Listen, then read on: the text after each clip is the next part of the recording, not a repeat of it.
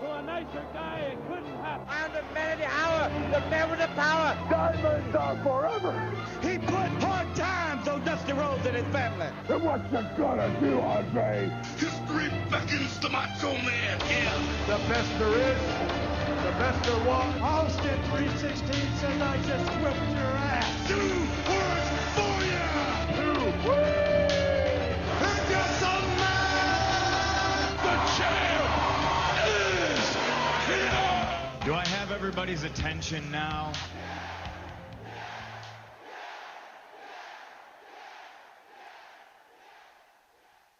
Yes, this is episode 2 of Journey into Wrestling. No, you're not losing your minds. This is on the as well. Welcome to the show, ladies and gentlemen. I'm right along tag team partner Nate. Hey, Brando, what's going on, buddy? Oh, it's going, man. It's been a little while since we've done an episode. Again, we are sort of shooting at least one a month. These extra shows that we're doing that are normally exclusive to the YouTube channel, but we decided to give our audience that is established on the main feed, on the main, iTunes, wherever you want to play. Wait, I don't think it's up on Google Play yet. I submitted it, but I don't know if it's up. It said that we were approved. We can quickly mention that. But it said it would email me when it was officially ready to be viewed. So we aren't officially on Google Play Music yet, but it's coming. It's coming, and what that's going to do is anybody that has a Android phone has Google Play Music on your phone. It is one of those apps you just cannot get rid of, right? So you can go onto there and find us on there when we are up, and just you can stream it from there, download it to your phone from there. You don't need an extra app. You don't need a Podbean app. You don't need a Podcast Addict app. It's just like the east of an iPhone with the iTunes podcast stuff. I mean, it is really awesome that they've done that. As soon as I heard about it, I said, we got to get on there, and hopefully we will be soon. Now, a lot's happened since we last got together. Of course, the first episode of this podcast was mainly sort of a pseudo reaction / review of WrestleMania, as we sort of mistimed a little bit and started a little bit late. So it was almost like a reaction to the pre-show and then a review for everything else. Yeah, it was cool that way though. And I mean, we had Wes on, which was a lot of fun. Yes, of course. And I thought it was a good first show for Journey into Wrestling. I think that you're right. A lot has happened. I mean, it's funny in the wrestling world, though, because some of the things that happen, you want to talk about the lead up to Payback, but that stuff doesn't even really matter now necessarily. You got to focus on what's mostly current, but there's a lot of news to discuss today. Unfortunately, we have to start off with some darkness, though. Yeah, unfortunately, China. Joni Lauer, she passed away during this time that we, were just kind of waiting to make another show whenever we had time, and it's really sad. It's really sad to, that she went. Unfortunately, from what I understand, it was an accidental overdose. Yeah. Of prescription meds, and there was no alcohol in the house. Yeah, and that's just prescription medication is dangerous. I mean, no matter how you slice it. I mean, same thing is to be said about Prince, which is sad also, happening the very next day. I mean, how crazy. Right, yeah. And those two are such humongous icons for, essentially saying that the quote-unquote laws of gender don't matter. You know what I'm saying? So I loved, Chyna's career. She was Intercontinental Champion, first ever woman to be in the Royal Rumble. Almost WWF champion. Almost WWF champion. She was a phenomenal worker in the ring. And just, special place in my heart from the Attitude Era. It was really shocking to see. Yes, and she was, still pretty young. And there's one thing I did see. And now, of course, it's taken us a few tries to get this podcast actually on air. But it was the day before, the day of the original day that we were going to do the show. I saw an interview with Stephanie McMahon with TMZ Sports. They asked her about Chyna in the Hall of Fame, and she said, sure, of course. Of course, you don't know what year, but her contributions to the wrestling industry cannot be denied. Now, that is very, interesting to say that now that she's passed. It's much easier to induct her, I guess, after she decided to go do the Vivid deal and get into the porn industry for a little while. Of course, WWE doesn't want anything to do with that, right? And I don't blame them. I mean, you're trying to promote your product as being family friendly, and yet someone who you're going to be promoting has experience, and all it takes is a Google search for people to go find them. I get it, but also she deserves her just due with what she's done in the business, and it really sucks that it had to come to this to get her recognized again. She was almost Chris Benoit. She was almost Hulk Hogan. In fact, those two share a similarity there. They were, she was Hulk Hogan, except for Hulk Hogan was more recent as far as like he was actually active in the company when his ordeal happened. Now, we don't know when and if that'll happen. It'll probably happen a few years down the line. Let it die off. Let all the negativity die off about what she did outside of her wrestling career. But she definitely deserves a Hall of Fame spot. She was a really defining person for the Attitude Era as far as women go. I mean, because you had divas, if you want to call them divas, female wrestlers. In that era, you had like Sable, Jacqueline, I'm trying to remember her name. Tori? Luna Vachon. Tori was one, right? Oh, Tori, yes. Tori came in. Tori came in as well. Did you I mean, say Chyna Ivory? she stood above the rest. As not just. I did not say Ivory because I was just trying to name some of the people who I've been watching. I actually have not been watching much of. I haven't been watching too much of current stuff. I've actually been going through and methodically watching some Attitude Era stuff, which I actually want to get to a bit later. But move away from Chyna. Some more bad news for some certain people. 8 people got released. Like, was it last week or late last week? Yeah, some of those names were not really a surprise because they weren't being used. Other names were kind of Alex Riley's gone. Cameron's gone. Cameron Hornswoggle, Zeb Coulter, El Torito, Yeah, Santino Marella, Yep. King Barrett, and Damian Sandow. Sandow, that one sucks. Mm-hmm. He's such a great talent. Barrett we knew about because he was he had already pre-announced the fact that he wasn't going to re-sign anyway. Yeah, I think he did that sometime in March or before Mania. Yeah, we kind of knew he was on his way out. Sandow, I just read that there was talk of releasing him before Mania. I don't understand their mindset. This guy has so much talent, and he was able to get a stupid-ass gimmick like Mizdow over. Yeah. God, Mizdow was so good. I mean, it was so stupid when you first saw it, but he was so entertaining. And he sold it every time. Some of my favorite things with those Mizdow matches were when he would be in the corner just like yelling in pain like the Miz. And he's just laying on the apron. You're just like, wow, he's going for it. And then they had that thing where like someone hold Miz up for a suplex, and he'd get in the ring and stand on his hands in the corner, and then he would then they'd drop him and he'd fall down and act like he got hurt too. It was so stupid, but the people got so into it. It's one of those things that when you talk about sports entertainment, okay, when you talk about professional wrestling, there is an aspect of this kind of kookiness that can be infectious. Yeah. Absolutely. Now, apparently there might be more to come, more releases by the end of the month, and I know somebody who might be on that list. This is not on our list to talk about, but I'm going to say it anyway. Okay. Adam Rose was suspended a few weeks ago, and this morning he was arrested. What? This morning he was arrested with domestic battery and tampering with a witness. Apparently, him and his wife got into an argument, and he grabbed her by the face. She called the cops. He tried to grab the phone from her. And now, this issued just this afternoon by WWE.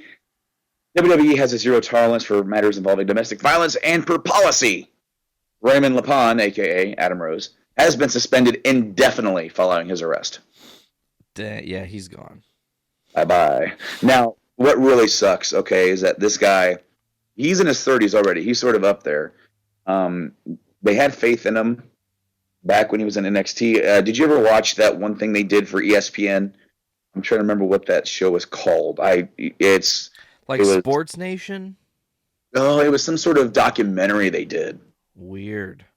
and where it was following Xavier Woods, it was following Adam Rose, and it was following the Corey Graves, and it was all three different paths, right? Because you had Adam Rose who was struggling to find his place. Was that Breaking Ground? No. Breaking Ground's on the network. Okay. I think it's just called like ESPN WWE 65 or the 35. It was some number, right? Okay.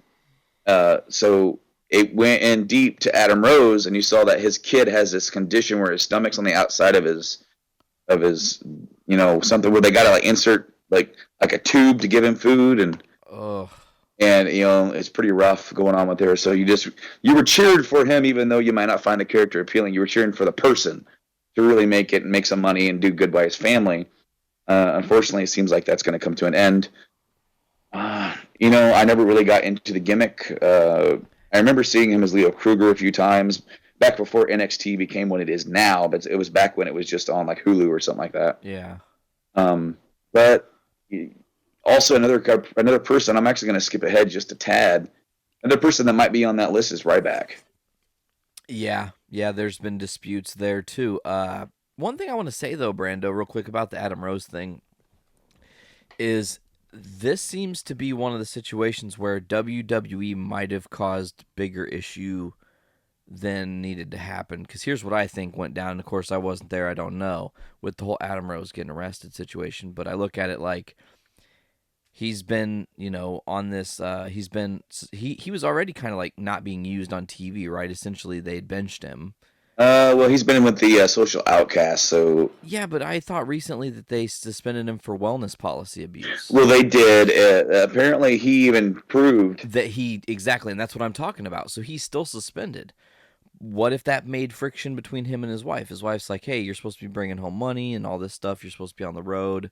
They get into an argument, stuff breaks out, and then now he's arrested, which could eventually lead to his complete demise from all of wrestling. I have no doubt that he can try and wrestle somewhere else. So usually within the first year, a lot of ex-WWE guys can get work on the indie scene and sometimes can get signed by like one of the other two companies that are kind of still running in the United States that are, relatively, that have TV clearance and stuff.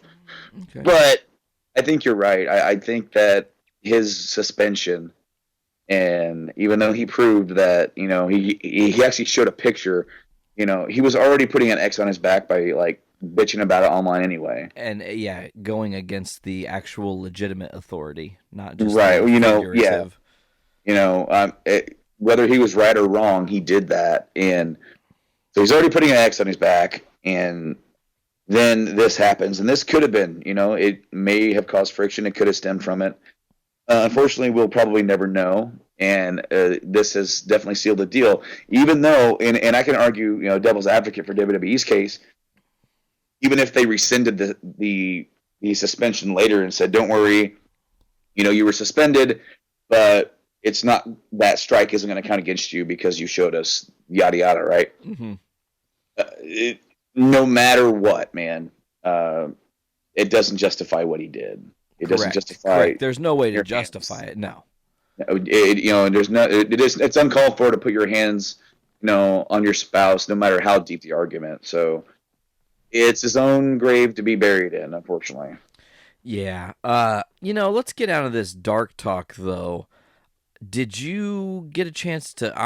actually, I think I know the answer to this. Did you see Payback live as it was airing? I saw some of it. Definitely abandoned it for Game of Thrones when that came on, because that was the premiere. I figured as much. But I did go back and watch the rest of what I missed. In fact, we actually had a tornado that night. Whoa. Yeah, it was just right south of where I live. That's crazy. I didn't know that, actually. Yeah, and so I watched, I think the last match I watched was Jericho and Dean Ambrose, which was a good match. But dude, I went back and watched it, and then they were all good matches all night, man. Every match on that card was awesome. It was good, man. It was they were hyping the pay-per-view as the beginning of a new era. And while the typical BS, the typical storyline crap doesn't really breathe that new era smell. Not yet. but the matches definitely brought it. I mean, you have a roster full of guys that are super talented. Kevin Owens, Sami Zayn was off the hook. That was a great match. We did have something pretty sucky happen, though. Mm-hmm. Enzo Amore got a concussion. He did, man, right in the first match. He got put out cold. Yeah. I mean, you go back and rewatch it, dude, and it just like, it even to talk about it chills me because you just see him go out. His head hits and he's just cold. His hands are locked up. Well, see, that also kind of scared me when I watched it because it brought me back to last year and how that one Mexican superstar, forgive me, I don't remember his name right now, but he was wrestling Rey Mysterio, and Mysterio threw him into the ropes with a 619, Yep. and he hit it with his neck, and he died. Yep. And they don't know, I can't remember if I heard it was a heart attack or something. It was something, because they actually thought Mysterio could have, Been at like fault, been involved. Yeah. But it ended up being the investigation found him not be at fault with that, and Enzo's lucky. Enzo's really lucky. It was a poor mistake. Unfortunately, I want to say, was it Gotch that threw him? Yeah, I think it was Gotch. Gotch kind of threw him with authority and put some extra oomph into that. Maybe he needs to. He's a little too close too. Slow down, man. Just slow down a little bit. He was excited. They're trying to bring it in the first match. I'm sure. Mm-hmm. They had big plans. I know that I read that that Enzo and Cass were actually not going to win that match anyways. Yeah. That it was planned for the Vaudevillains to go on to face the New Day and have a feud there, which cool for them. The New Day needs a villain to fight. Enzo and Cass can, keep the main roster's tag team division stacked like it already is. Oh man, they actually do have quite a few teams now, and it's refreshing because they're for so long, and like the 2000s era, it was just, especially when they had two different tag titles. Like the brand split, it was very sparse. And the WWE tag team titles and the World tag team titles. Mm-hmm. SmackDown had theirs, Raw had theirs. Yep. At one time, Jericho was tag team champs for Raw. Anyways, Payback match of the night. What do you think? Man, it's either honestly gonna go to the Sammy Owens match or the main event for me, because the main event is kind of hokey as it was to keep restarting it. It was actually really good. I agree with you. I really did enjoy the main event. Was really awesome. AJ and Roman put on a show. Of course, AJ can work with anybody and make them look golden, so you knew it was going to be a 5-star match. Oh, yeah. The restarting from Shane after the count-out thing, and then the restarting again from Stephanie after the DQ thing was kind of like, okay, we get it. But you took them all that way to not put the belt on AJ, which maybe is a smart move, maybe not. We'll see how things play out. That does lead us, though, to what's kind of the current, which is the Usos have now been elevated. And I think this kind of has been in one of the situations where it worked better for everybody, Brando. The Usos get to come up and really be elevated as kind of they're working with the top guy, Yeah. And the top guy who's really not over with the fans and really he's not really fully developed. And, maybe he shouldn't be champion right now, but we don't call those shots. He gets to work with this top tag team, and they get to kind of help brighten each other. So it kind of worked out nicely for everybody. But, man, they're bringing the Bullet Club back together. How typical of WWE, calling them the Club. Yeah, I was kind of hoping they would call them something else. I remember they actually had a trademark a while ago for Bulletproof. Ooh. And I thought that would have been a cool stable name. However, they're calling them the Club for now. And they're playing this game with AJ where they haven't officially turned him heel yet. I feel like it's fucking Sting deciding if he's going black and white or Wolfpack. Well, see, okay, and the thing is that, in a way, AJ is pretty aggressive. He starts acting heelish. He starts kind of backing down. But at the same time, his style of wrestling isn't necessarily of that of a heavy heel. But then Anderson and Gallows are definitely the heels in the situation. He's just their friend, and he's put in an awkward situation. But then again, was it last week that he decided not to hit Roman with the chair, and Roman put him to the table? Yep. So now AJ's turning up the heat a little bit. Well, because Roman provoked him. Right, and it makes me wonder how this is going to play out. Are they going to officially just turn him? And the reason why I feel like they're not turning him is because AJ is so over with the crowd. Yeah. And they ended up doing a survey, some sort of consumer survey, March, late February, around Mania time, okay? Uh-huh. And what they found was that the people that they surveyed, the superstars that they found most appealing by look, right? Okay. And by maybe even character. The top few, okay, were John Cena, Triple H, Undertaker, Roman Reigns, of course. But then right there in the top 5 was AJ Styles. Mm-hmm. And that surprised people backstage from what I'm hearing, and that's probably why he got pushed into a big spot, and also why they're hesitant about hitting that trigger, about turning him so soon. However, I think you turn him, he's going to be heel, and I think the crowd's going to cheer for them anyway. Yeah, no, I think right now you're in a situation where if you're WWE, it only is going to play to your benefit to actually turn Roman heel, I think. Because you can't do it to AJ. Now, there's kind of a quagmire here, though, Brando, because you've got Gallows and Anderson, who are pretty much just heels for the most part. They don't really hide it. They don't really have that good guy thing about them. They have great charisma. Don't get me wrong, but you know what I'm saying? Like, they already are bad guys, kind of by their actions. So you're in this weird quagmire where what do? Turn AJ face and then have them betray AJ? I mean, maybe. I don't know. How do you get out of this one? I don't know. See, I don't know either. I don't see them putting the belt on AJ. However, okay, there's been a lot of stuff swirling. And things in WWE change drastically very fast, okay? So the thing that has been making the rounds is that they might be bringing back War Games for Survivor Series. Oh. And War Games, if anybody doesn't know or never watched WCW, was their version of like a Survivor match where you had 5-on-5, though it was an elimination. It was 2 rings shoved together with a big cell on top of it. Yep.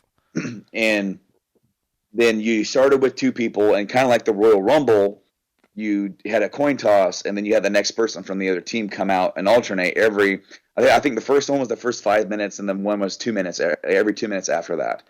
But once everybody was in the ring, then you could actually win the match. Yes. Now, I've heard that the reason why they're doing that is they want to have a big match or payoff with a big stable, and I think they might be building up the club to be that stable. The thing is, okay, they cannot botch this like they botched the Nexus. What I feel like ruined the Nexus program, it came in so hot. These young, brash kids, right? They were taking over the place, and these established stars are like, hold on, wait a minute. What's going on here? Who are these kids, right? They're nobody. Who are we? We're the top guys. Man, and the crazy thing is, you look at that Nexus back then, when they hit the ropes, and was it Cena and Punk? Yeah. It was Cena and Punk, right? And they tore the shit apart. Look at all the talent that was in there. Bray was in there, right? Yep. Husky Harris. Ryback was in there. Yep. He was Skip Sheffield. Yeah. You had, I'm trying to Daniel think. Daniel Bryan was in there for the first night, and then he got fired. Darren Young. Michael Tarver. Yeah. There's a few others. Wade Barrett, obviously. Wade Barrett was the leader. Then you had guy that's married to the singer, David Otunga. David Otunga, yeah. Then was Michael McGillicuddy there yet, or did he come later? I think he was later. Because Heath Slater. Heath Slater. He's later, and that's how you heard it. That was awesome. Had all these guys. Yeah. And they came in and they had the numbers game, right? Yeah. Now, but then they lost to Cena after Cena took a DDT to the cement floor. He then came back and beat 2 of them. Bullshit. Terrible. Oh, dude. No, it should have he should have miraculously beaten the second to last guy, and Wade Barrett should have just picked him off. Yep. Got the win. And then when it came time, the title match between Cena and Orton, Orton and Barrett, and Cena, if Cena didn't do this, and then he was going to be fired, Cena had to join the Nexus and all that stuff. Barrett should have won the title, and then either Cena or whoever should have taken it, all the way to Mania. And Barrett should have been the lead heel, not The Miz. That's just my opinion. The fact that they didn't do that and they just kind of squandered it and made it a big mess ruined the Nexus idea that got fans super interested during the summer. Now, I went to that and I told you that to tell you that if they're going to do the club, if they're going to turn AJ heel, if they're going to get this group, they bring up Balor and they have this group that are just unstoppable, this legendary group from Japan that caused a ruckus, right? Uh-huh. They have to put the belt on AJ because AJ has to take something from Reigns. Reigns can't sit there and beat him every time they wrestle because then what do they have to fear? Okay, they have to take what Reigns has, and Reigns has to fight to get it back. Mm-hmm. And it's so simple, and I just don't understand why they think that, well, we'll make them look strong, but we'll never give them anything. Yeah. No, don't safe it, man. Take a risk. Put the belt on AJ. Even if, he doesn't exactly look the greatest when he wins it, if he wins it with help, or it's the story that matters, okay? If you want him in this story, you have to do it right. I got a question real quick, Brando. I just have to interject on this. Has there been a guy who left TNA and come over to WWE that they put a world title on? Other than Christian. Yeah.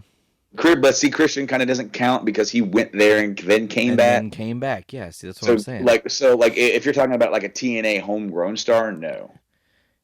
Yeah, I don't know if WWE can swallow their pride and let that happen. I mean, I hope they do. I love that they've been bringing all this talent over. We're going to talk more about that shortly. But with the club, do you think they're going to kind of almost do an NWO vibe? Not that every single person and their mom's going to join the club, but that they'll build it to a very, very sizable stable of 8 people, maybe 10 people, aces and eights numbers, if you will. See, part of me doesn't want to see them do that. If anything, I want to see them bring Balor up. And just keep it 4-piece? You keep it a 4-piece like the Horsemen, keep it to where, like they can be beaten, okay? But then they outnumber you just by a few people. But then to sit there and you get a couple of friends together, it's not like you can't fight them off. It's not like the NWO where every single week they're beating up the good guys because they have 20 guys in their stable. Yeah.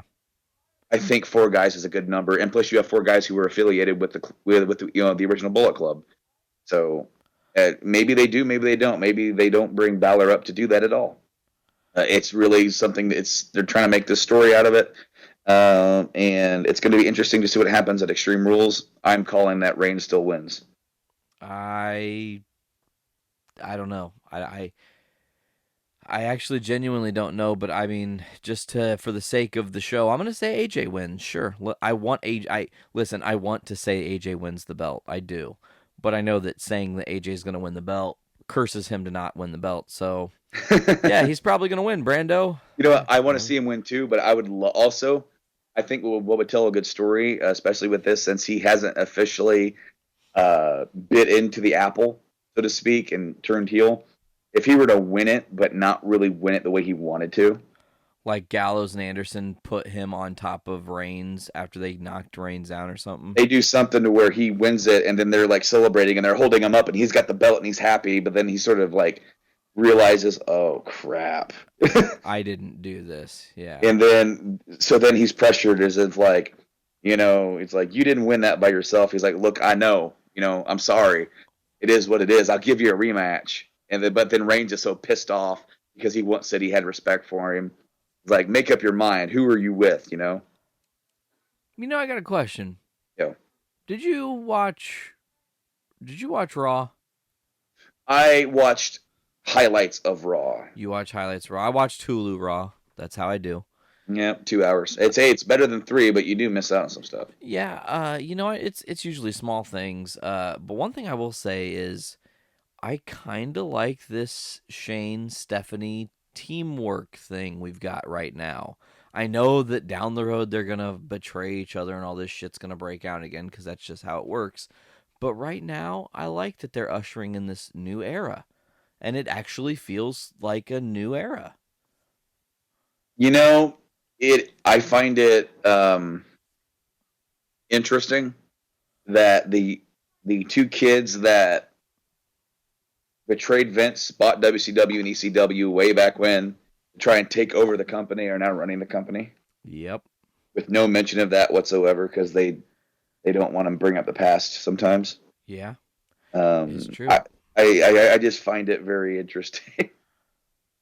Well, I mean, that was an interesting time in the world of wrestling, though.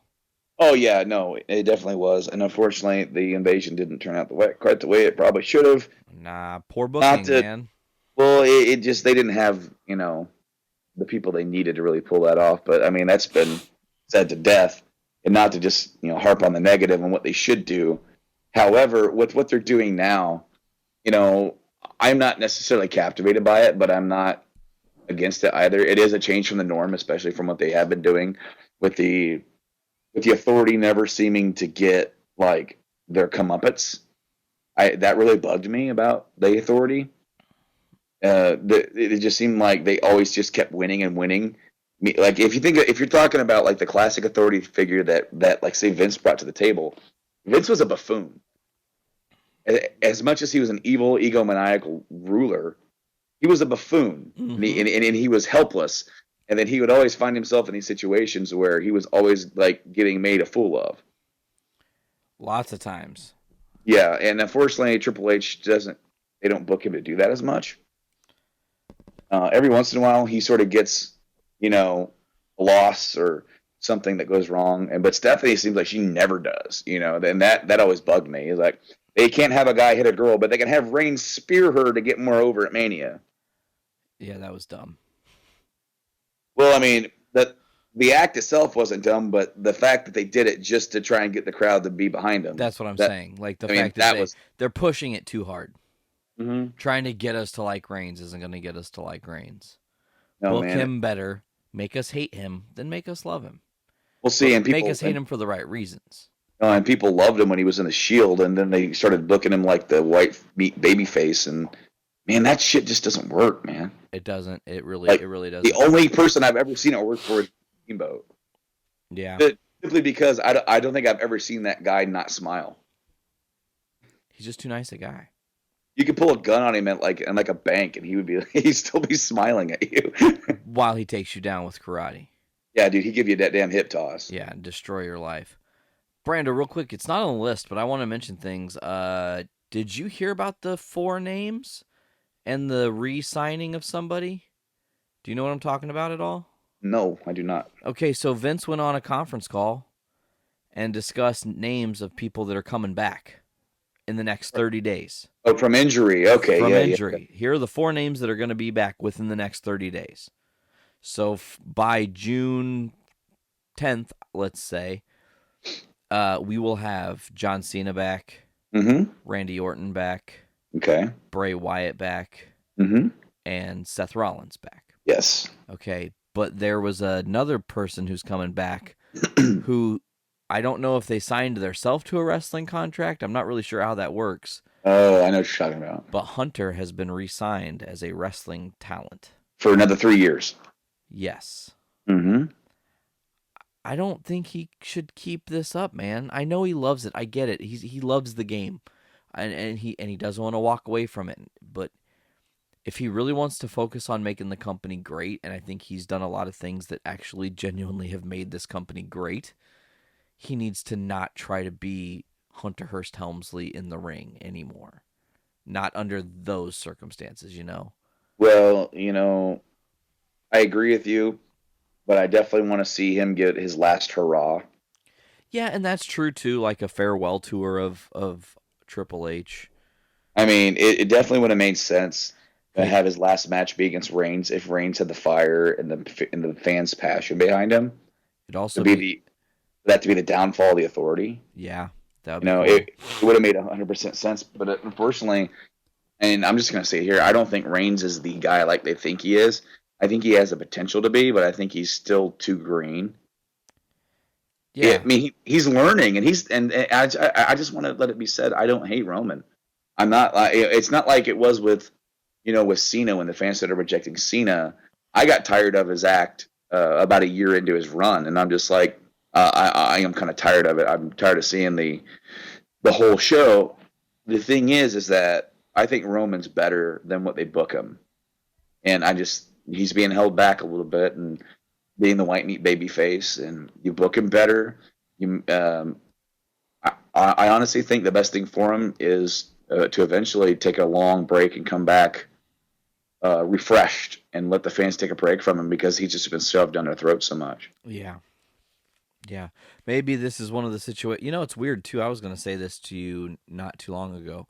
And this is in no means me wishing ill will on Roman or anything like that. But do you ever find it odd that, like, when there's a champion you're happy is champion? Like, let's say I was stoked when Seth became champ, even though people hated him.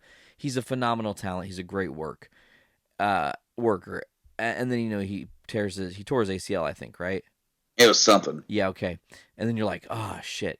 Now Roman's on top, and no one wants him on top, but he's not hurt. That's like, but the same thing kind of happened with Batista. Granted, Batista and Hunter had some phenomenal matches in the summer of 2005. Was that the Great American Bash Hell in the Cell, I think? It was Vengeance. Vengeance Hell in the Cell. Oh, it was awesome. Well, see, and I'll say this, Batista was more over than Roman is now. That's true. I just saw a joke on What Culture today on the WTF moments talking about Mitch the houseplant from the Ambrose Asylum. He's more over than Reigns. He's more over than Reigns. He got his own chant on Raw. The crowd's going to like who they like and what they like. We'll see. Okay. I also watched a video not long ago, and I think it was with Vince Russo, talking about how Vince has this problem with pushing somebody as a white meat babyface. He's always likes doing that. And one of the reasons why Shawn's run in '96 hurt him so much is that Vince wanted him to be that white meat babyface, and all Shawn's ever known how to do is be a heel, cocky. Yeah. So it wasn't natural to him. I don't really feel like it's natural to Roman either. He comes off as very awkward. Yeah, I think Roman's more of a hard-nosed dude. And we'll see. And the thing is that backstage, I heard he's really laid back, almost kind of like RVD laid back. That's cool. And so either let him be that, which they weren't booking him as during the Shield. He was the hard-nosed monster of the Shield. Yep. So either book him one of those two ways. Don't go, not the, I'm going to go around kissing babies type thing. Now, as far as like where this thing ends up going, now, as you said, Seth is coming back. Seth is going to get a huge reaction no matter when and where that is. Because the fans like Seth. As much as they booed him, they like him because he's a great worker. He became a good talker. I think his run surprised a lot of people with how good he was. It's fortunate that it got cut short. I want to see how him coming back fits into the ongoing storyline. Does the club get so big that they start attacking people and they're attacking guys in the ring, and it turns out the three guys standing in the ring to push back the club ends up being the former members of the Shield, and they all kind of glance at each other. That would be cool. Like being kind of unsure of each other, what's going on, and then they slowly just put their fists together. And then you have the club versus the Shield. That'd be dope for Survivor Series. Or just through the summer or whatever, Yeah. And see, I even came up with a cool story of having AJ get the belt. Maybe you could do it how I did earlier, how he gets it and not sure if he wants it, and maybe he embraces it, right? And then you have Roman go after it, try to get it back, and he can't. And then Seth can't. The guy that does is Ambrose. And that's almost like that weird Lex Luger title win from like WCW where he beat Hulk Hogan one night. You're like, what? Who? When? Huh? When did this happen? Luger beat him on Monday Nitro. Ambrose beat Styles so that he won the WWE title on Raw. Yeah, that'd be nuts. crazy. Oh yeah. Even if it's a short run, because then later on you can have either Ambrose keep it or you can give it to Rollins, and then you can have the main event of the next Mania end up being all three members of the Shield in a triple threat, the WWE title. All three have been WWE champion. Who's going to walk out with it? That'd be awesome. That'd be totally awesome. You can go any of the three ways. They'll probably go with Reigns, but still, it would be an off-the-hook match. It'd be a cool story to wrap around. Getting Roman back with the Shield would help get him back over. I feel personally. Yeah. I don't know. Yeah, don't use it as a crutch, but just get him back in that crew. Get him back to being a badass. Look, Roman's the kind of guy who, and that's what I was just going to say, he has to be hard-nosed if he's going to play that role. And like you said, he's either going to be the laid-back, super chill guy who just gives no Fs and just does his thing, or on the flip, he's got to be almost Goldberg extreme. Go in, beat ass, leave. Exactly. No one should be slowing him down. The only people that should be slowing him down are the club because of numbers. Exactly, and they're not. And I don't think they're doing it right, man. I don't. I wish they would, but I think Roman is mishandled right now, and I'm hoping that some of the guys coming back from injury can help shake everything up. I'm excited to see some feuds come out now, because like, think about it. You're gonna have Seth Rollins and AJ Styles that can work together. How great is that gonna be? That'd be awesome. Personally, I'm excited to see Randy Orton and AJ go at it at some point. I hope that would be good too. I mean, different style altogether, but totally excellent. Oh yeah, and I'll be honest, I'm actually excited to see Cena come back and mix it up with these guys too, because Cena can go. Cena can go when he's in there with a guy who can go. That's true. That's true. There's something to be said. I mean, as much as we knock John Cena, and it's for mainly the political reasons of wrestling, where he's been shoved down our throats so much we're just annoyed with it. He is a phenomenal talent. He's a veteran of the ring. He knows what he's doing in there. So you are right. It'll be good for him to come back. That match Owens' debut match on the main roster against Cena. Oh man. Awesome. I remember we were getting the baby room ready, and that match was on, and I was getting yelled at to come help, and I'm like, just a minute, I gotta watch this. Just like hold on. Yeah, I was in like the bedroom hiding away so I could try and watch that whole match, acting like I was busy. Oh, that's hilarious. So, Brando, tell us a little bit about what's going on with Ryback, because I don't actually really know a lot. I know that they've sent him home, but they didn't suspend him. They didn't really do anything like that as far as I know. Okay, well, he's been negotiating a contract, apparently, and there's been some arguments over conditions. He made a statement online that was confusing because he said it wasn't about money, but then he went on and ran about money. Weird. So I guess him and Vince had a talk, and the ultimate decision was he was suggested, why don't you just go home? He said, okay. He's basically going to write out the rest of his contract and get paid for it. And he went online and talked about how he thought it was wrestling as a fixed sport, but yet still the winners get paid more than the losers do, because the winners are the ones that go over, get more popularity, sell more merch. Yeah. And I mean, he definitely has a point there, but I also kind of feel like I don't care. Because it's Ryback? Well, I mean, it's like, I never really got behind him. He was there and he was okay. I mean, he's a big, a big guy, but he's a big man, and, he's a decent talent. He can go. He might be a little rough around the edges. He's also like 25% of the reason there's no CM Punk in WWE right now. Yeah. And it's a strong 25%, Brando, because if he never hurts Punk never ends up with the staph infection, none of this shit goes down. Maybe it does, but in a different way. I think Punk was he was over it. The reason why he did the shoot promo, the bomb promo, the frustrations he had then were pretty much the same frustrations he had when he left anyway. Yeah. His run is on the top didn't fix it. him talking about change, and it was he had an awesome run, and I loved it while he was there, but he was unhappy. He was. He didn't want to be there. He didn't give a shit that he wrestled Undertaker at WrestleMania. He gave zero shits. I was gonna say something real quick too. Do you watch the Edge and Christian show on the network?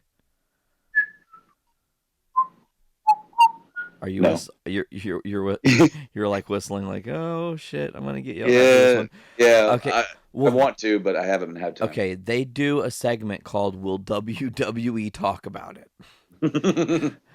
And on this week's episode, which I just watched the other day, one of the categories that popped up was, will WWE talk about CM Punk's UFC debut? And the answer was yes. And I was like, oh, cool, that's progress. And then they went on to bury him.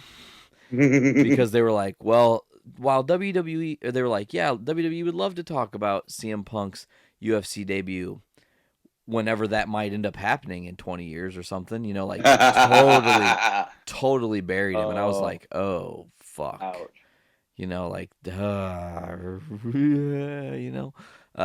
so yeah, man, I don't know. I will say WWE, here we are.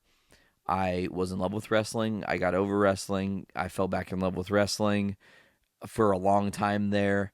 We were on the I was doing the podcast. You became a part of the Journey into Comics podcast. Then I kind of, as you know, I fell out of wrestling a little bit.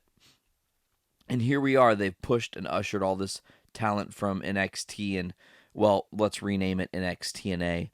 Yeah, right. It pushed all that talent up into the main roster for the most part. There's still guys down there who are totally phenomenal that I can't wait for them to eventually come up to the roster. But I understand fostering them in NXT and letting them kind of have fun, I'm morely talking about Joe, but yeah. I want to talk about Joe and this kind of stuff for just a minute because you mentioned NXTNA, and there's been some sort of a stealing of talent, or stealing's not really the right word because TNA has their own issues. But let's just say that it's very interesting that they waited this long to sign some of these guys or get a hold of these guys, then to hold them in NXT so that way they're more remembered for their roles at NXT than they were for their roles outside of the company. That's true. Actually, that's a good way to look at it. I mean, it's going to be like for the people who don't really follow TNA or Ring of Honor, when they think about this guy debuting on the roster, they're going to be like, "Oh, he was in NXT." That's the first thing they're going to think of. Yep. And then they'll think of the other stuff. Yep. Absolutely. By that token, Eric Young made his debut on NXT. Was it last week? Was it? Yeah, it was fucking awesome, Brando. Yeah, it was awesome. And the crazy thing is that it was a weird situation because I saw a little blurb on Facebook that he had, quote unquote debuted at NXT. We'll get to that in a second. So he quote unquote debuted. Now, I was like, oh, that's awesome. They finally got one of my favorites from TNA to come over. Eric Young was always one of my absolute favorites from TNA. So then I just happened to stumble across him talking about his debut, and it was talking about he just happened to be down by Full Sail University. Hunter was in the area. They ended up meeting up. They really hit it off like they had been best friends for 10 years. First time they'd ever met, and they just had this chemistry between each other. And Hunter went, "Hey, do you have your stuff by chance?" And Eric went, well, "Yeah." And he said, "Okay, cool. I have this thing I want to do tonight." And then they did it, dude. Mm-hmm. Had Eric Young come out at the opening of, this was the first, correct me if I'm wrong here, this was the first NXT that Joe had debuted with the title. Yes. And for the first person to come out and say, "Hey, whoa, you might not be, if we're going to talk about who's the greatest, let me be in this conversation," is Eric Young, who's not even under contract at this point. No, he hasn't signed yet. Apparently they said they're talking numbers. Yeah. And I mean, he main events that at NXT. Those two put on one hell of a match, as they always do. I was very, very, very happy. I mean, NXT, again, they're doing great things. You can't complain. NXT is basically doing in-house at WWE what TNA was doing like 10 years ago. Yeah. I mean, putting on some really great matches, having some nice young talent, even though some of this talent is 10 years ago in TNA. That is true. I did hear, of course, at the takeover in Dallas, Bobby Roode was in the front row. I've heard that he might be on the UK tour when NXT goes back to the UK. Yeah. That he's not officially on the roster yet or signed with WWE. Again, okay, some of these guys that are coming in, it's kind of interesting deals. Like with Joe, he wasn't completely signed with the WWE yet because he was going to finish stuff off on the Indies, still wrestle for NXT, so it was like a freelance type thing. The NXT is breaking all the rules with how they bring guys in. It's funny, too, because a lot of the rules were written by the WWE. Yeah, we'll see. They have their own ways of doing stuff, and it's really neat because then the WWE likes to keep people or likes to change people's names for copyright purposes and how they can market certain stars and keep all the cash, you know. That way, if they leave, they can go by another name, then they can keep, you know, whatever money they make on their own. Yeah. But they let AJ keep his name. Carl Anderson got to keep his name. Joe got to keep his name. Gallows did change, but seeing as how he was Luke Gallows before he became Doc Gallows. Yep. Or at least I might. At least you're right. Yeah, you're right. He was Festus before that, so at least they didn't call him Festus Gallows. That's true. That would have been weird. But then Eric Young is Eric Young. Yep. Austin Aries. Austin Aries is Austin Aries, yeah. Nakamura is Nakamura. Hideo Itami changed his name. He was Kenta. But Kevin Steen. Kevin Steen, okay, he became Kevin Owens. And Sammy, of course, didn't debut as Del Generico. However, did you ever hear about this? It was, I'm trying to think of what, if you type in El Generico and translate it into Arabic, it translates into Sami Zayn. That's awesome. Either you translate it into Arabic and then translate it back to English. Sammy, somehow, I can't remember how I saw that, but that blew my mind. I thought that was so cool. That is super cool. I want to mention one thing before we move on to the last couple topics we have here that I wanted to point out about something that was very obvious to me on this week's Raw. Big Cass is hurting without Enzo Amore. Because while Big Cass is not terrible on the mic, it is really not as cool when he's doing the crowd chanting stuff like the soft and whatnot when he has to forcibly shoehorn it in at the end of what he's doing. Do you know what I'm saying, Brando? I mean, I get you. It's like anything, okay? It's almost like I'm going to get to it at the very end of the show here, but I've been watching some Attitude Era stuff. One of the most over tag team was the New Age Outlaws. Yep. So at the beginning of all their shit, it was always Road Dogg saying, you know, didn't know? Well, no, even after that. Okay, yeah, so it was you didn't know. Uh-huh. Okay. So that, because as soon as the music hits, the crowd says that, whether or not he says it or not. Correct. And then he goes in there and he does his shtick, you know, ladies and gentlemen, boys and girls, children of all ages. Yep. He does that. And then Badass Billy Gunn would come up and say, if you're not down with that, we got two words for you. Now, when eat Badass Cheetos. Billy, yeah, eat Cheetos. When Badass comes out by himself, one time it was Billy Gunn saying, "Oh, you didn't know," which is really weird sounding. Yeah. Most of the time it was just the guitar riff and then nothing, and then the crowd said it. But then he gets in the ring and still says, "If you're not down with me, or if you're not down with this, I got two words for you." He still says it, Mm-hmm. and it is just. It's okay, but it seems really weird because it's almost like staying half of an act. It's almost like going to see, Laurel and Hardy and only getting Laurel. Yeah. Or, it's almost like tuning in to, I'm trying to think of it, like, it's almost like going to see the Dudley Boys and getting Reverend Devon, you know? Testify. So let's get back into it. What's this thing about what TNA? I don't even know. Like Brando, honestly, man, I don't know, maybe one person that's left in two. I can name two people I know are still in TNA, but that's it. Okay, the Hardys are both there. Okay, Abyss. Abyss is still there. James Storm. James Storm re-signed and reformed Beer Money until Robert Roode left. Yep. So Storm is still there. EC3 is still there. He kind of was a guy that started right towards the end of the Aces and Eights, or right towards the end of that storyline where he's Ethan Carter. Okay. He's like one of the big stars right now. I want to say, and I'm actually going to double check myself live on the podcast because I don't remember. I don't really follow TNA that much anymore. Me neither. It sucks because I used to love watching TNA. You got me into it. Yeah, I did, actually. In fact, I still want to do our TNA retrospective show at some point. With your buddy Joe, right? Yeah, if I can ever get Joe on the show, things have been happening with him. It's unfortunate. A lot of Joe's on the go, can't be on the show. Yeah, Drew Galloway is the world champion right now. No idea. He wrestled in WWE as Drew McIntyre. What? That's awesome. I remember Drew McIntyre. He did the pirate thing. No, dude, no. That's no. Drew McIntyre. No. He didn't do. Yeah, he did. He was not. I know who you're thinking about. Not with the girl, but didn't towards the end of Drew's thing.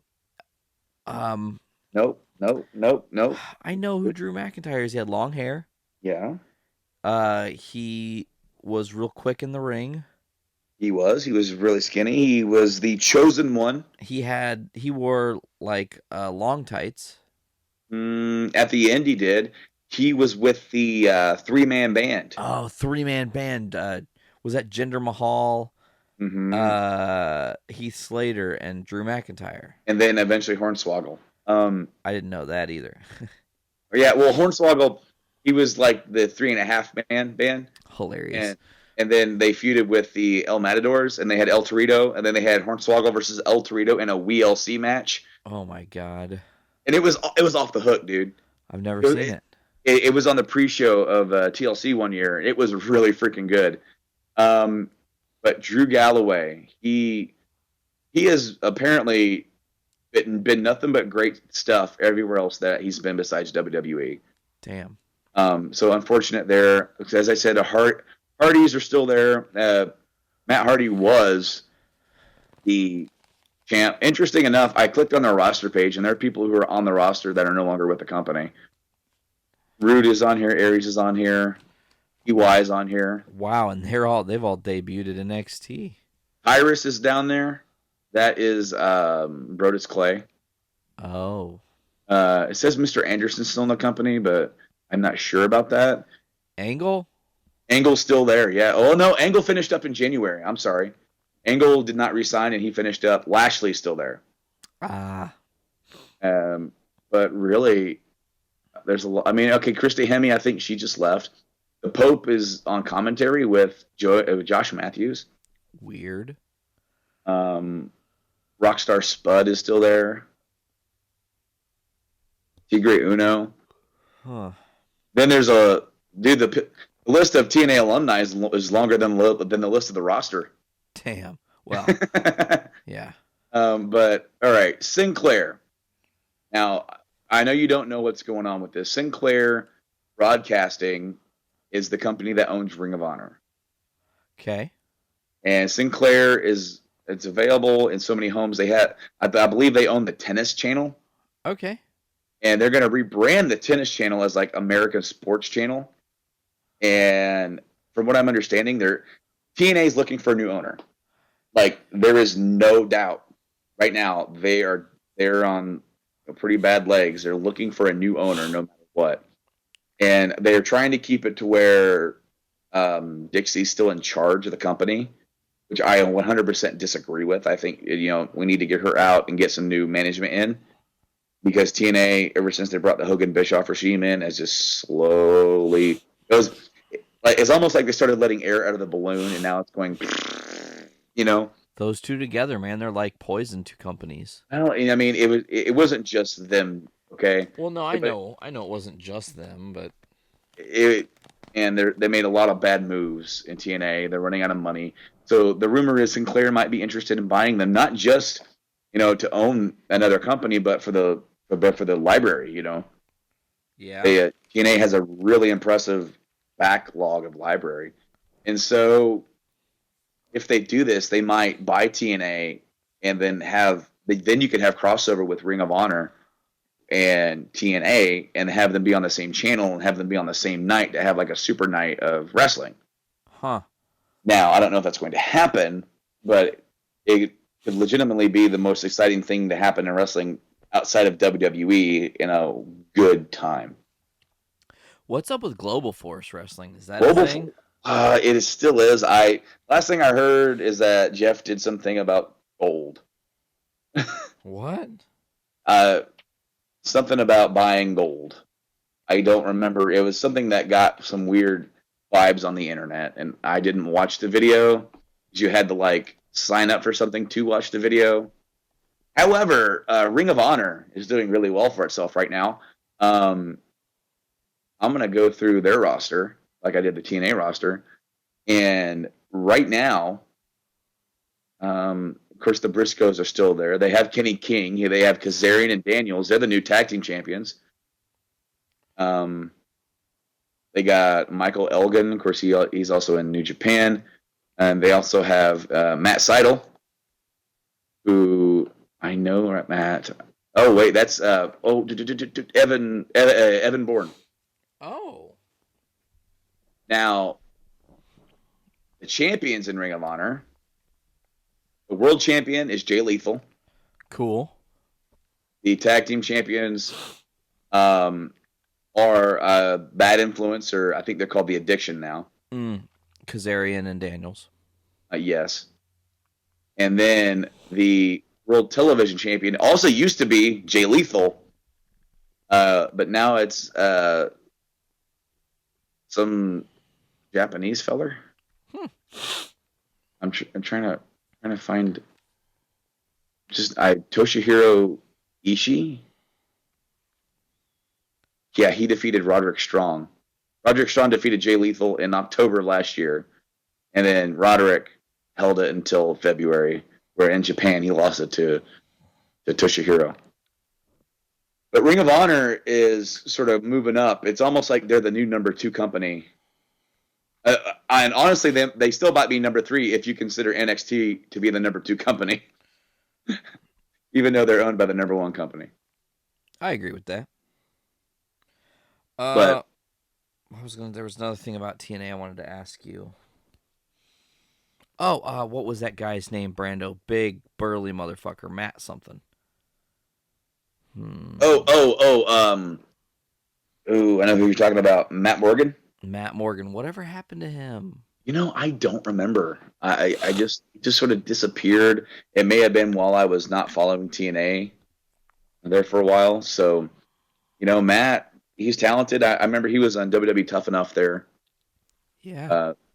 And then WWE liked him, and then he ended up going to TNA, and he was a tag team champion, I think. And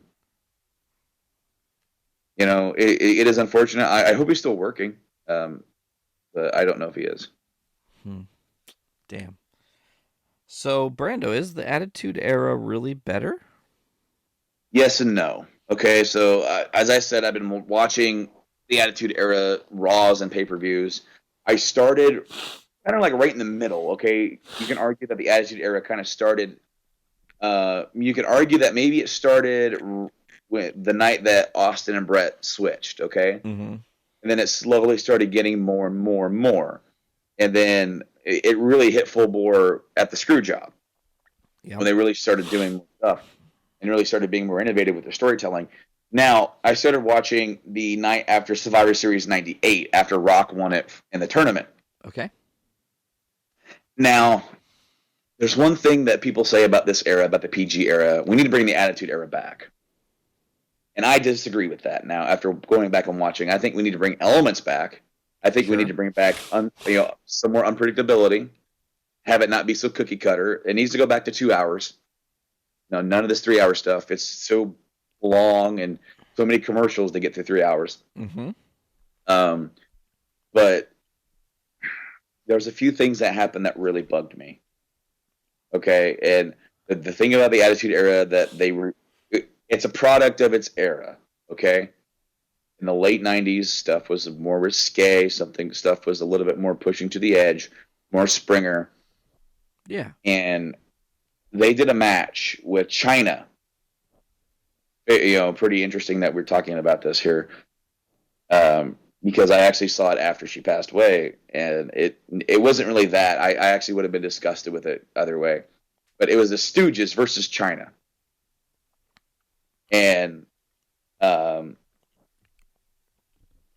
was kind of just cleaning the floor with them, but they started doing these underhanded things to trying to get one over on her, and Briscoe got powder and threw it in her face, right? uh-huh. The old school wrestling.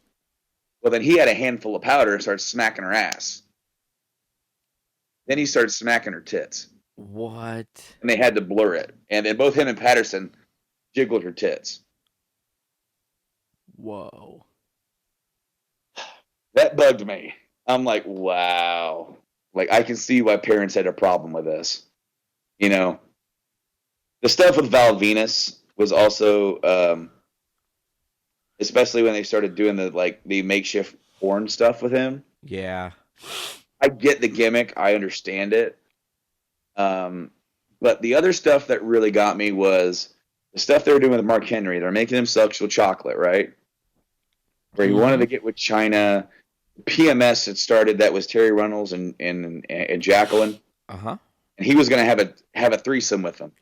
They ended up torturing Mark Henry, tying him down, putting a ball gag in his mouth and whipping him, and it looked like they had one of those C-clamps completely notched down on either his junk or whatever. Okay, gotcha. Yeah, that was uncomfortable. Dang. That was weird. And then meanwhile they had the King on commentary talking about how he hear that they're using hot wax and vibrators. Jeez. Stuff. And he's saying it during this match, and I'm just like, oh my God, I don't care about this. And then of course they did the bait and switch with Mark Henry. Told everybody that he slept with China. She got back at him by tricking him into making out and feeling up this other girl who was a guy named Sammy. Mm-hmm. That watching that again was weird. And it was supposed to be Mark getting his comeuppance, but it was made to be like homophobic. Yeah. And transphobic. And I understand that it was a different time. We don't need that from the Attitude Era. No. We don't need the Attitude Era back. We need, the unpredictability, the good matches. And also, another thing, I'm glad I remembered because I didn't write this down. I was watching an episode of Raw during the Attitude Era. Okay, yeah, as I said, I'm kind of going along. 4 matches in a row ended in a no contest or DQ because of run-ins. Damn. Just kept happening. And I'm like, oh my God, can you not have a match? Different time, man. But okay, what did we like as kids about the Attitude Era? It was its unpredictability. It was that it was risque. But as kids, you don't really hear everything that they're saying. Well, as kids, you don't understand every single term that the grown-up world of that time, if you will. Some of that shit went over our head. Was it just the stars of the era? Was it just The Rock, Austin? Was it what's the word I'm looking for here? How they clicked, I'm having a brain fart with that word. The aligning of the stars? The aligning of the stars, or like how much... Destiny? No, how much to get together they had. It was like you put, eggs and potatoes, they just go together. They have good cohesion. They have chemistry?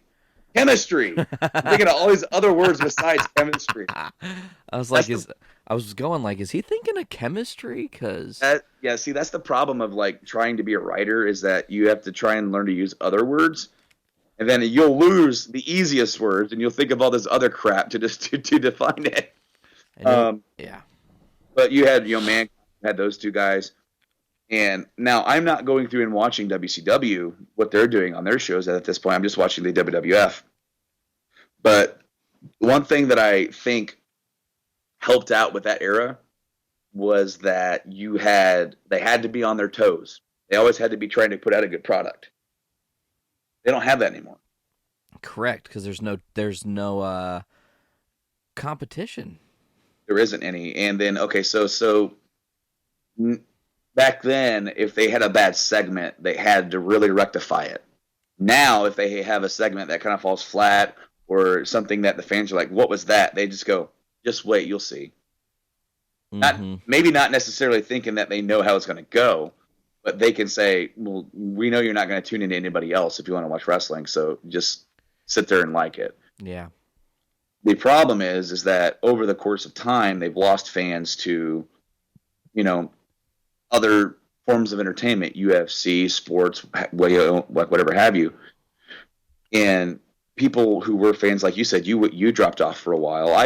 I've actually dropped off a couple different times and just read what happened online because I really get tired of watching the stale product. I will say, Brando, I think we are. I know that they're pushing it, and I was thinking about this when I was watching the segment with Big Cass and Jericho on this past week's Raw. I know they're talking that this is the new era, but I kind of feel it. I really do. I think that we are on the cusp of something truly special, and I think wrestling's about to get really cool again. Well, I mean, I kind of feel like it's slowly starting to become what the independent scene and TNA and all those other companies were doing 10 years ago, where you have a lot of really high energy, a lot of high octane 5-star matches with a lot of this talent. And we're getting over that hump of there being little to no talent that we had there for probably the mid 2000s to till now, until the last few years. Yeah. I absolutely agree. Well, Brando, is there anything else we want to do before we wrap this? Honestly, I think that's about it. We definitely want to try and get together again, maybe in another month or so. Maybe I can get my buddy Joe on and we can do that TNA show. I definitely want to go through my TNA DVDs. Ooh. And kind of take a look at those in a retrospective. I went through looking over I have my wrestling stuff set up in my bedroom, and the ones I want displayed are displayed. I have a whole box of stuff that isn't displayed. But I found a DVD set, and this is not related to TNA, but kind of, sort of the XWF. Extreme Wrestling Federation? No, it was the X Wrestling Federation. Oh. And it was a promotion started by Jimmy Hart. And they filmed a couple episodes to try and get picked up by a network and never did. And they were in a soundstage at Universal or somewhere. Sound familiar? On commentary was Tony Schiavone and Jerry the King Lawler. Weird. Because this was during the era of 2001. Because then on one of the DVDs, the main event is Hulk Hogan versus Mr. Perfect. That was before both of those re-signed into 2002 when they both came back for that short period. Of course, they had AJ Styles there as well, and Kid Cash, and some other interesting guys that would go on. Some people would go on to become something more, some not so much. But this was in the wake of the aftermath of WCW trying to fill that void. And 3 promotions started up. XWF did some stuff, never really took off. Ring of Honor started up in Philadelphia, kind of filled the ECW void. And TNA started up in Nashville, kind of trying to fill up the WCW void. And I definitely want to talk about that era when we talk about the TNA stuff, because I feel like it's important. I agree, Brando. All right, man. Well, this was an awesome episode. I like doing Journey into Wrestling. It's a cool place to share what we love, probably first together, which is our wrestling roots. One of the things definitely first. I mean, if the other thing wasn't Beast Wars, I don't know what else it was. We should never start a Beast Wars podcast, though. Just saying. I mean, I would love to, but I love Beast Wars. We should do one episode where we talk about nothing but Beast Wars on Journey into Wrestling. Well, just knowing somewhere. I mean, it doesn't really fit here. No, it doesn't fit on this podcast. It fits on one of our others, but yeah. Awesome. Well, Brando, if that's everything, then until next time, I'm Nate. I'm Brando. This was Journey into Wrestling, episode 2. Thanks for listening.